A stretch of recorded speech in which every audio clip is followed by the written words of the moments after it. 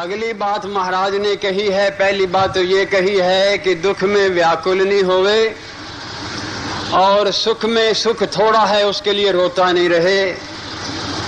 इससे आदमी की बुद्धि टिकती है। दूसरी बात ये कही है कि हे अर्जुन, मनुष्य की बुद्धि किससे उखड़ती है, मनुष्य के हृदय में तूफान कैसे आता है? राग से, द्वेष से और क्रोध से। राग से भय पैदा होता है, द्वेष से क्रोध पैदा होता है। ये चारों चीजें मनुष्य के अंदर तूफान पैदा करती हैं और तूफान पैदा होने से मनुष्य की बुद्धि शांत नहीं होती है और जब शांत नहीं होती है तो फिर मनुष्य का भजन में, पाठ में ध्यान नहीं लगता है। महाराज ने कहा है कि प्रिय वस्तु, जो प्यारी वस्तु है, उसके वियोग से, बिछड़ने से आदमी को भय पैदा होता है। हमेशा याद रखिए कि जिस चीज के साथ ज्यादा प्यार होगा उसके साथ भय भी साथ ही होगा। महाराज ने कहा है कि हे अर्जुन, प्रिय वस्तु के वियोग से, उसके नाश से मनुष्य को भय पैदा हुआ करता है। अपने प्यारे प्राणों की पीड़ा को ध्यान करके भी, अपने धन के न रहने का विचार करके भी, अपने मान और यश का न रहने का विचार करके भी मनुष्य को भय पैदा हो जाया करता है। इसलिए ये भय और ये ज्यादा प्रीति फंसना जो है, ये भी आदमी के मन को हिलाने वाला है। और जो द्वेष है, कुदरती बात है कि अगर एक के साथ ज्यादा प्यार करेंगे तो किसी के साथ द्वेष भी करेंगे। द्वेष से क्रोध पैदा होता है। तो ये चारों चीजें मनुष्य की बुद्धि को है। ठिकाने में बुद्धि तभी रहती है जब शांत होती है, तो सुख में होती है, चैन में होती है। तो भगवान ने कहा है कि हे अर्जुन, जो मनुष्य बहुत राग करने वाला है, पक्षपात करने वाला है, उस आदमी का किसी के साथ अधिक प्यार भी होगा और किसी के साथ द्वेष भी होगा। जिसके साथ प्यार होगा उसके साथ भय होगा, जिसके साथ द्वेष होगा उसके साथ क्रोध होगा।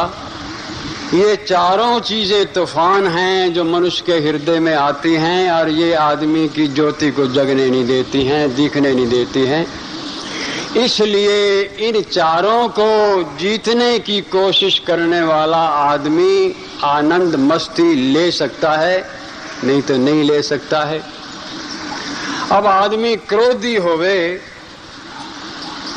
हर समय मन के अंदर तूफान चलता होवे और माला फेरता होवे, तो वो कैसे चलेगा? तूफान में दीपक कैसे जलेगा? नहीं जलेगा। इसलिए संत कहते हैं कि तेरे को पहले ये जो तूफान है, इसको हटाने के लिए, शांत करने के लिए तेरे को यत्न करना चाहिए। मन फुरने से रहित कर, चाहे जिस विध होए, चाहे भक्ति, चाहे वैराग से, चाहे ज्ञान से होए। मन को शांत करना तेरा काम है। ये करेगा तो फिर तेरे को अंदर की शांति मिलेगी।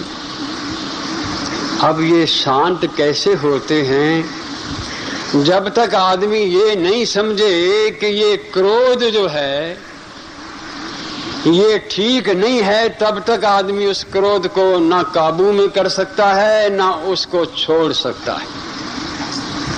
संतों ने कहा है कि सबसे पहले मनुष्य को ये समझना चाहिए कि क्रोध कमजोरी की निशानी है।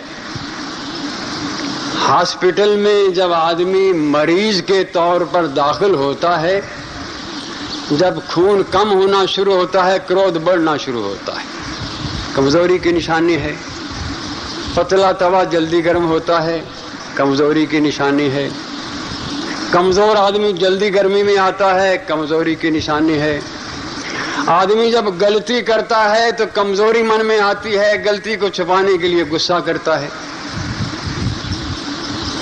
अपने आप को वो सच्चा बनाने के लिए गुस्सा करने की कोशिश करता है, चाहे बाहर कुछ भी कराए, गलतियां कराए, घर औरत ने आके समझाया तो बजाय इस बात के कि गलती माने, अपनी गलती को छुपाने के लिए गुस्सा करता है। वो कमजोरी की निशानी होती है।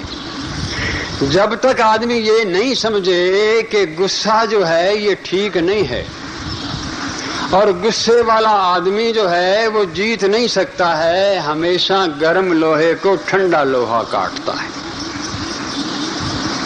गर्म आदमी को ठंडा आदमी जीत जाता है। बहस करने वाले जो लोग होते हैं, गर्म आदमी उखड़ के गलत बोल जाते हैं, ठंडे आदमी शांति से बोलते हैं।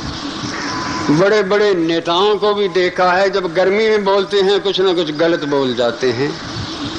इस वास्ते क्रोध को जीतना जो है ये मुश्किल जरूर है, लेकिन इम्पॉसिबल नहीं है। अगर आदमी यत्न करे, कोशिश करे कि ये ठीक नहीं है, तो 2 साल में 3 साल में जरूर कभी ना कभी काबू पा लेता है। पर वो आदमी काबू में पाता है जो ये समझता है कि ये ठीक नहीं है। समझता है, कई लोग कहते हैं कि जब आदमी समझता है कि ये सड़ना कुड़ना हृदय के अंदर के जख्म को उभारता है, सीने के वर्म को पैदा करता है, चेहरे के अंदर कालक पैदा करता है, शरीर में कई प्रकार के रोग पैदा करता है, और इस प्रकार से ये क्रोध जो है आदमी के जिस्म को हिला के ब्रेन को गर्म कर देता है। तो मेरे से कई पूछते हैं कि फिर आदमी क्रोध क्यों करता है। मैं कहता हूं कि सिगरेट की जो डब्बी है उसके ऊपर पॉइजन लिखा हुआ, फिर क्यों आदमी पीता है? जहर लिखा होता है उसमें, फिर क्यों पीता है?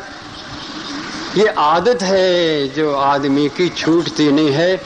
इस वास्ते जब तक आदमी ये नहीं समझे कि ये क्रोध मेरे ध्यान में विघ्न है, मेरी समाधि में विघ्न है और मेरे हर काम में विघ्न है, ब्रेन को गर्म करता है।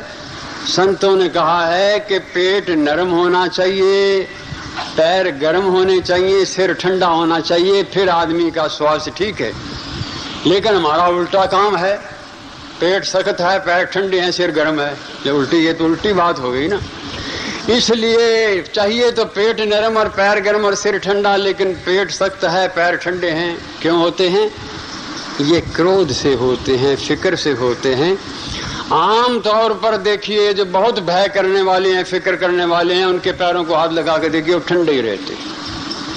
ये अगर कोई समझ जाए तो फिर आदमी उससे बचने की कोशिश करता है। इस वास्ते जब तक आदमी ये नहीं समझे कि ये चीजें मेरे जिस्म के लिए, मेरे बॉडी के लिए, मेरे मन के लिए, मेरी बुद्धि के लिए ठीक नहीं है, तब तक वो नहीं छोड़ता है।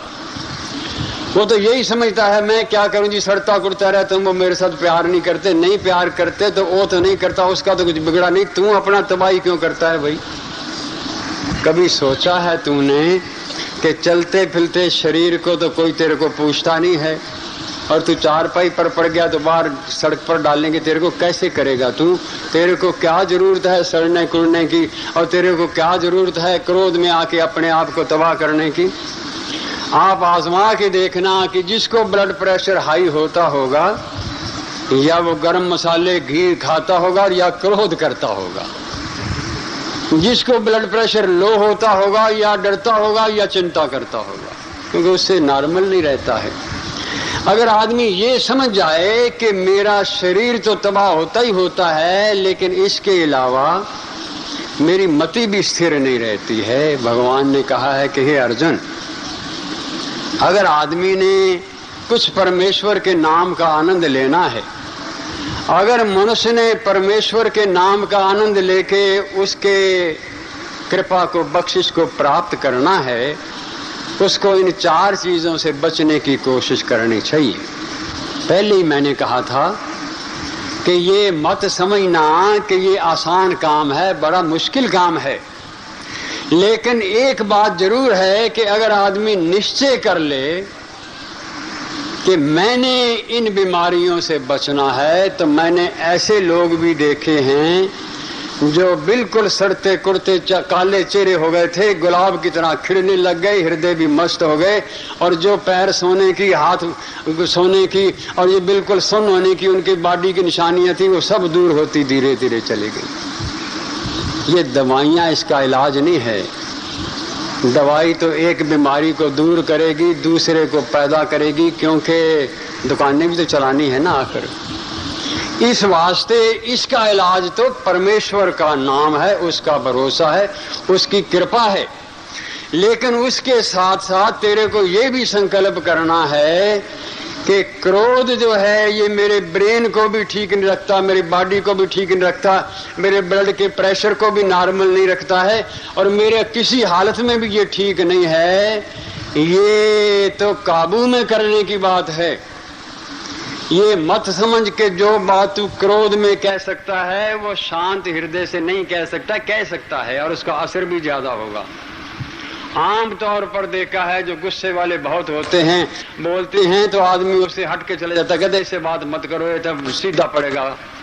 तो क्रोध से दूसरे के ऊपर असर नहीं पड़ता है। असर आदमी की तपस्या का होता है, असर आदमी की करनी का होता है, असर आदमी की कमाई का होता है, असर बख्शिश का होता है, कृपा का होता है, और संत के आशीर्वाद का असर होता है। देखा है कई आदमी स्टेज पर खड़े हुए वो कहते हैं चुप करो चुप करो चुप करो, शोर मचाते हैं, कोई सुनता नहीं, कहते इसको बोलने दो। वो बैठ जाता है तो एक आदमी आता है तो वो हाथ जोड़ के कहता है चुप करो, थोड़ा शांत होते हैं। एक आदमी आता है बोलता भी नहीं है, स्टेज पर बैठता है, लोग चुप हो जाते हैं, तो क्या गुस्से से आदमी को शांत होता है? नहीं, करनी से होता है। इसलिए भगवान ने कहा है कि हे अर्जुन, जिस आदमी ने ये समझ लिया है कि मानव तन को तबाह करने की ये चार चीजें हैं, इनसे बचना चाहिए अगर ध्यान में मस्ती लेनी है। लेकिन ये जरूर निश्चय कर लेना चाहिए कि तू काबू कर सकता है इनको अगर तू इरादा कर ले तो। लेकिन इरादा बहुत कम लोग करते हैं। जिसको पूछो क्रोध क्यों करता है, वो कहता मैं सच्ची बात पर करता हूँ। मेरे को गुस्सा आता है जब कोई झूठ बोलता है, मेरे को गुस्सा आता है जब कोई गलत काम करता है, तो मैं कहता हूँ क्या पता तू गलत है कि वो गलत है। कहता है ये मेरे को पता मैं ठीक हूँ। मैंने कहा ये बात नहीं, तू भी गलत हो सकता है। एक बात तो ये है, और दूसरी बात ये है कि तेरे गुस्सा करने से कोई फायदा होता है कि नहीं? कहता फायदा तो कोई नहीं होता, अगला सुनता ही नहीं, मानते नहीं। कहना नुकसान होता है कि नहीं? कहने का नुकसान क्या होता है? नुकसान बहुत होता है, 12 गुना ज्यादा हीट लेता है ब्रेन उस वक्त जब तुम गुस्से में होता है। सारी बॉडी के ऊपर उसका असर होता है, सारी बॉडी का सिस्टम बिगड़ जाता है तो गुस्से में होता है। तो इसलिए भगवान ने कहा है कि हे अर्जुन, मनुष्य को 4 चीजों से बचने की कोशिश करनी चाहिए, राग से, भय से, द्वेष से और क्रोध से। इन 4 चीजों से बचने की आदमी कोशिश करे तो फिर उसकी बुद्धि स्थिर होती है। अब अर्जुन ने प्रश्न किया है कि महाराज, शांत रहने की कोशिश तो आदमी करता है, लेकिन कर्तव्य कर्म में रहते हुए अच्छे दिन भी आते हैं, बुरे दिन भी आते हैं, अच्छे मनुष्य भी मिलते हैं, बुरे मनुष्य भी मिलते हैं, मन वांछित चीजें भी मिलती हैं और विपरीत चीजें भी मिलती हैं। ऐसी हालत में आदमी कैसे गुस्से को काबू में करे, कैसे भय को काबू में करे, कैसे द्वेष को काबू में करे, कैसे राग को काबू में करे? क्योंकि अगला आदमी ही ऐसा है जो निकम्मी बोली बोलता है। बुरा न मानो मूढ़ का जबी करे अपमान, जो कुछ जिसके पास है करे उसी से मान। ये प्रश्न किया है अर्जुन ने कि महाराज मेरे को ऐसी बात बताइए कि अच्छा आदमी बुरा आदमी जब मिले तो मैं अपने आप को कैसे काबू में करूं? अगला गलत बोले, तीखा बोले, बेवकूफ़ी का बोले, खराब बोले तो मैं कैसे संभाल के रखूं? मारा समय आवे तो कैसे संभाल के रखूं?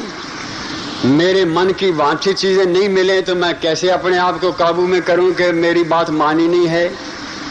तो इस प्रश्न का उत्तर भगवान ने दिया है, जिसका प्रातः काल वर्णन करना है कि हे अर्जुन, जैसे कछुआ भयकारी जीव को देखकर अपने अंगों को समेट लेता है और उस खतरे से बच जाता है, ऐसे ही एक उपाय है जो मनुष्य को बचने में काम देता है कि नहीं अच्छा आदमी मिला, बुरा आदमी मिला, अब घर में आदमी रहता है, किसी को सताता नहीं, दुख देता नहीं, तो उसके लिए जो काम करे तो कहते हैं कि तू ही सारा समेटेगा काम, नहीं करे तो कहते हैं क्या तू तो ऐसा है बिल्कुल निकम्मा, उठ के बैठ गया। जो बोलने लगे तो कहते हैं बड़बड़ करता है, नहीं बोले तो कहता है मौन होके बैठ गया। तो अब वो करे तो क्या करे, बोले तब नहीं ठीक, ना बोले तब नहीं ठीक, करे तब नहीं ठीक, ना करे तब नहीं ठीक। प्यारा बोले तो कहते हैं ठग है, कड़वा बोले तो कहते हैं तीखा है। अब किधर जाए वो आदमी? ऐसी हालत में आदमी क्या करे, उसका उपाय जो भगवान ने कहा है प्रातः काल के सत्संग में हम लोगों ने वर्णन करना है।